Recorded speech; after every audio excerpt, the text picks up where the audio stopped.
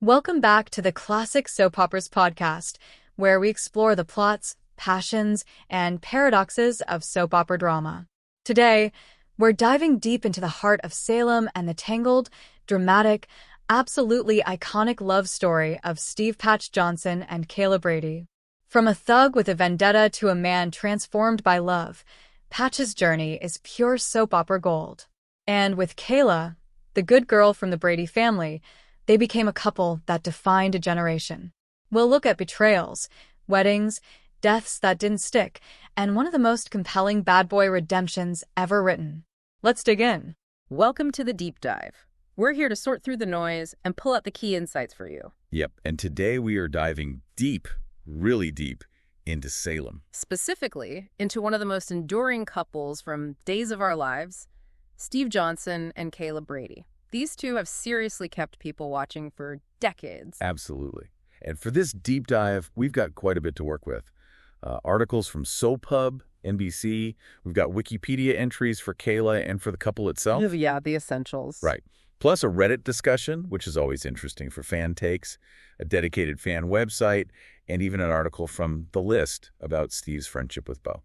So our mission today, basically, is to figure out why. Why have Steve and Kayla, Stayla, as the fans call them, resonated for so long, and maybe relive some of their biggest moments? Exactly. Let's get into it. Okay, so Steve Johnson, Patch, you got to start with the patch, right? That signature eye patch. He didn't exactly stroll into Salem like a knight in shining armor. Not even close. Back in the early 80s, he was definitely playing for the wrong team. He was a thug, basically, working for Victor Kiriakis. A major Salem power player, often on the darker side. Steve was even involved in running drugs for someone named Savannah Wilder. And here's a fun fact initially. He didn't even have a first name. Just Patch. Just Patch. Yeah, Kind of right. tells you everything about his initial vibe, you know? Rough, mysterious, maybe dangerous. Definitely a contrast to Kayla Brady then. She arrived a bit earlier, 82, I think. Yeah, and she was, well, the complete opposite. Sweet Kayla, a nurse from a really good established Salem family, Sean and Caroline Brady's daughter. Sister to Roman and Beau, like Salem royalty almost. Pretty much. So you have this classic setup, the bad boy and the good girl. That difference is key to their whole story. So, okay, picture this. Patch's first interactions with Kayla weren't exactly dates. He was hired to cause trouble for her. Right, by this woman, Emma Marshall. Emma was terrified Kayla would uncover some secret about Kimberly's baby, Andrew, who'd been kidnapped. Standard Salem Tuesday, basically. Huh. Yeah. And on top of that, Patch had this huge vendetta against Beau Brady, Kayla's half-brother. Ah, because of the eye. The fight that cost Steve his eye. Exactly. So, not exactly the best foundation for a legendary romance. No kidding. Talk about starting in the negative, but Yeah. somehow they connected. They did. And it's fascinating how the writers started building that whole sweetness and Patch dynamic. Fans loved that. It played right into their contrasts. You saw Kayla, the nurse, tending to his wounds after Victor roughed him up, showing empathy even though he had been, terrorizing her. And there's that key early scene where she convinced him to take off the patch so she could treat his face properly. Right. A moment of vulnerability for Patch, letting her see past the tough guy thing. That felt like a turning point. It definitely was. But things didn't exactly get smooth sailing from there. Oh, is that putting it mildly? Okay, so the late 80s, like 86 to 90, this is where the drama really ramps up, right? Off the charts. I mean, Steve confesses to killing his own father Whoa, okay. Why? to protect his sister, Adrienne. Huge sacrifice, but obviously massive legal trouble follows. So she goes on the run. Twice. First because of some entanglement with a woman named Britta, and then later he gets framed for attempted murder. It felt like just one crisis after another for them back then. Constantly testing their bond, which, is classic soap opera fuel. Keep the audience hooked. Absolutely. It forces them together against the world, or at least keeps us wondering if they'll survive the next thing. Yeah. But then came maybe one of the weirdest twists. Let me guess. Involving his brother, Jack Devereaux. You got it. Yeah. Steve actually encouraged Kayla to marry Jack. Okay, yeah, that one always baffled me. What was the logic there? Well, Jack had Hodgkin's disease, Yeah. and Steve, in his, let's say, unique way of thinking, believed marrying Kayla would give Jack the motivation he needed to fight it, to live. So Steve pushes the woman he loves towards his own brother. Wow. Yeah, and that marriage, Yeah. Kayla and Jack's, it was not good. Not good is an understatement. It was cold, there was jealousy, and then there was the rape. A really dark storyline. Horrifying. And Steve obviously went ballistic. He almost threw Jack off a roof. I remember that. And then the guilt was so immense, Steve ended up donating a kidney to Jack. Talk about a tangled web. It just shows the intense emotional stakes they were constantly dealing with. And the hits just kept coming. Wasn't Kayla kidnapped around then, too? Mm-hmm. Kidnapped, injured during the rescue. But then, in a truly iconic soap moment, she regains her hearing on her wedding day to Steve. Oh my gosh, yes. The ultimate emotional peak after a valley. That's what defines these couples. Exactly. High highs, low lows. Right. But wait, there's more. Of course there is. Don't tell me. Another presumed dead person returns. Bingo. Steve's wife, Marina, the one everyone thought was dead. She shows up. No, while Kayla's pregnant. While Kayla's pregnant. And naturally, guess who gets framed for Marina's eventual murder? Kayla. It had to be Kayla. Yep. She actually gives birth to their daughter, Stephanie, in prison. Unbelievable. So what happens? Steve breaks her out, basically. They escape to Australia to rescue baby Stephanie from a kidnapper nanny. Just a casual trip down under to rescue your baby from a kidnapper nanny while on the run from the law. You know, the usual. Eventually, Kayla gets cleared, and they finally get legally married. After all that. What a whirlwind. That sheer amount of drama in just a few years, it really does show you why soaps hook people. You have to see if they can finally catch a break. And just when you think they might. Nope. Which leads us to Steve's death. Right. Investigating Lawrence Alamain, another shady character. He gets caught in an explosion. Seems like he's poisoned. Everyone believes Steve is dead. Kayla. Everyone. Fade to black. Or so they thought. Not quite. Turns out Lawrence didn't kill him. He drugged him, took him to a Demera compound. It's always a Demera compound. Always. And there, Steve's experimented on, loses his memory, becomes controllable. Classic Demera move. You just can't make this stuff up.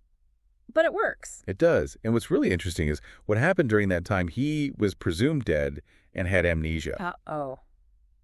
Let me guess. Another woman. Ava Vitale, from the Vitale crime family. They had an involvement. Right. And it resulted in a son, Trip. Neither of them knew for a long, long time. Wow. So that just adds another huge layer of complication down the road. Exactly. So when Steve eventually does get his memories back and finds his way back to A Kayla, big reunion. The payoff for the fans. huge payoff, but then, boom, the revelation about Trip, this secret child from his lost years. It's those kinds of twists, those long-lost family ties, that keep the story going. Definitely. And this all feeds into why they became such a super couple, right? That whole phenomenon. Absolutely. They hit that classic good girl, bad boy trope perfectly, which really took off after Luke and Laura on General Hospital. Audiences just eat that dynamic up. And you have to talk about the actors, Stephen Nichols and Mary Beth Evans. Their chemistry is just undeniable. Oh, totally. Stella. The fans adore them together. And the fact that both actors have left and come back multiple times. It shows how much the audience wants them there, how central they are. How many times have they been married on the show now? 4 times, I think. Which is pretty impressive, even by soap standards. It just proves their enduring appeal. They always rank super high on those best soap couple lists. They do. Their romance is really a bedrock for the show. Yeah. So many stories pivot around them. And you have to remember the context they exist in. You mean the absolutely wild world of Salem? Yeah. Like demonic possession, people getting brainwashed, characters dying and coming back. It's a lot. It's the playground they operate in, but it makes their connections seem almost grounded by comparison sometimes. Maybe. One sort of pointed out the difference between the maybe simpler, very happy young Steve and Kayla versus the more mature, actually interesting versions dealing with regret and lost time. That evolution is important. It adds depth. And Steve's journey from that initial thug to a real hero, mostly because of Kayla, that's a heck of a redemption arc. It really is. Love is a transformative force. Yeah. But it's not just about the romance with them, is it? No, definitely not. You have to talk about Steve and Bo Brady. Such an important relationship. Started out as enemies, obviously, because of the eye situation. Right, pure animosity. But it grew into this incredibly strong friendship. Brothers-in-law, eventually. They always had each other's backs, fighting the same bad guys.